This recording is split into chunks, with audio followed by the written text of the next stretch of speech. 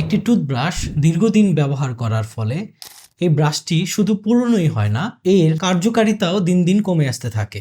যখন এই ব্রাশের ব্রিসলগুলো ক্ষয় হতে থাকে তখন ব্রাশ করার ফলে সঠিকভাবে মাড়ি পরিষ্কার হয় না। এতে মাড়ির ভিতরে প্ল্যাক জমতে থাকে, মাড়ির ক্ষয় হতে থাকে, মাড়ির প্রদাহ বেড়ে জিঞ্জিভাইটিস বা মাড়ি ফোলার মতো সমস্যা তৈরি হতে পারে, মুখ থেকে দুর্গন্ধ তৈরি হতে পারে এবং মুখের স্বাস্থ্য নষ্ট হতে পারে। একটি টুথব্রাশ ব্যবহার করার পরে সঠিকভাবে পরিষ্কার করতে হবে এবং একটি শুকনো স্থানে রেখে দিতে হবে। অবশ্যই এই ব্রাশের উপর ঢাকনা ব্যবহার করা যাবে না, এতে রোগ জীবাণু আরও বৃদ্ধি পেতে পারে। যদি আমরা কোনো কারণে অসুস্থ হই এবং এই ব্রাশটি ব্যবহার করি, এর ফলে পুনরায় সেই জীবাণু দ্বারা আমরা আক্রান্ত হতে পারি। তাই অন্তত 3 মাস পর পর এই ব্রাশটি আমাদের পরিবর্তন করা জরুরি। এছাড়াও যদি এই ব্রাশের ব্রিসল আগেই ক্ষয় হয়ে যায় এবং কোনো রোগ জীবাণু দ্বারা আমরা যদি আক্রান্ত হই এবং ব্রাশ ব্যবহার করি, তাহলে 3 মাসের পূর্বেই এই ব্রাশটি পরিবর্তন করে নেওয়া উচিত।